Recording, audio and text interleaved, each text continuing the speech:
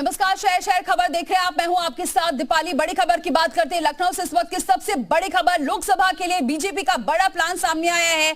UP सरकार के मंत्री लड़ सकते हैं लोकसभा चुनाव। इसमें असीम अरुण इटावा से लड़ सकते हैं चुनाव, जयवीर सिंह फिरोजाबाद से लड़ सकते हैं चुनाव, वहीं जितेंद्र प्रसाद पीलीभीत से लड़ सकते हैं चुनाव, दिनेश प्रताप सिंह रायबरेली से चुनाव लड़ सकते हैं, दयाशंकर सिंह बलिया से लड़ सकते हैं लोकसभा चुनाव, राकेश सचान फतेहपुर से लड़ सकते हैं चुनाव। तो ये बड़ी खबर आपको बताएं, यूपी सरकार के मंत्री लड़ सकते हैं लोकसभा चुनाव, जिसमें कई नाम सामने आ रहे हैं। आपको ये बताएं, जितेंद्र प्रसाद पीलीभीत से लड़ सकते हैं और फिरोजाबाद से लड़ सकते हैं। जयवीर सिंह को भी सामने लाया गया है। इस तरीके से तमाम बड़े नेता का नाम सामने आ रहा है जो लोकसभा चुनाव के लिए उन्हें प्रत्याशी बनाया जा सकता है। विशाल रघुवंशी हमारे साथ जुड़ चुके हैं।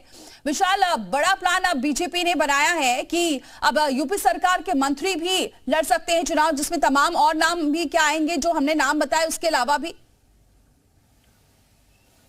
देखिए, बिल्कुल उत्तर प्रदेश सरकार के कई मंत्री इस बार चुनावी मैदान में उतर सकते हैं। हालांकि इसको लेकर पहले भी चर्चा थी, लेकिन कुछ नए नामों को लेकर इधर भी चर्चा हुई है, जिसमें इटावा से असीम अरुण जो यूपी सरकार में मंत्री हैं, कन्नौज से जो है विधानसभा चुनाव जीते थे, तो उनको इटावा से चुनाव लड़ाया जा सकता है। इस बात को लेकर लगातार जो है चर्चा तेज है कि जो है वहाँ से इटावा से असीम अरुण चुनाव लड़ सकते हैं। इसके साथ साथ अभी तक ये हो रहा था कि धरोरा से जो जितेंद्र प्रसाद हैं, यूपी सरकार में PWD मंत्री हैं, वो चुनाव लड़ सकते हैं और रेखा वर्मा जो वहां सांसद है उनका टिकट कट सकता है। लेकिन अब ये कहा जा रहा है कि पीलीभीत जो है जितेंद्र प्रसाद को भेजा जा सकता है, पीलीभीत से चुनाव जितेंद्र प्रसाद लड़ सकते हैं। इस बात के भी कयास लगाए जा रहे हैं।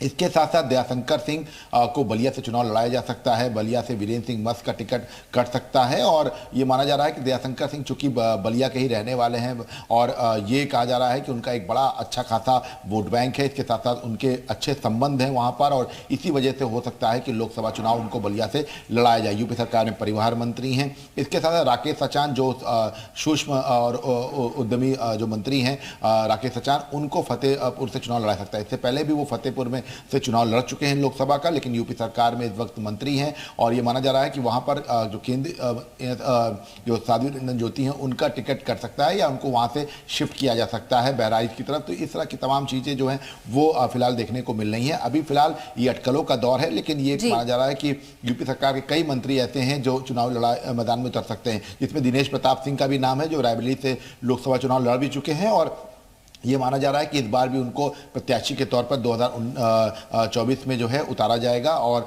सोनिया गांधी अगर लड़ती हैं तो उनके सामने दिनेश प्रताप सिंह एक मजबूत उम्मीदवार के तौर पर चुनावी मैदान में उतारे जा सकते हैं। विशाल, बहुत शुक्रिया ये जानकारी हम तक पहुंचाने के लिए। तो ये कई नाम हैं जो लोकसभा का चुनाव लड़ सकते हैं क्योंकि इनके अपने क्षेत्र में अच्छा खासा दबदबा है।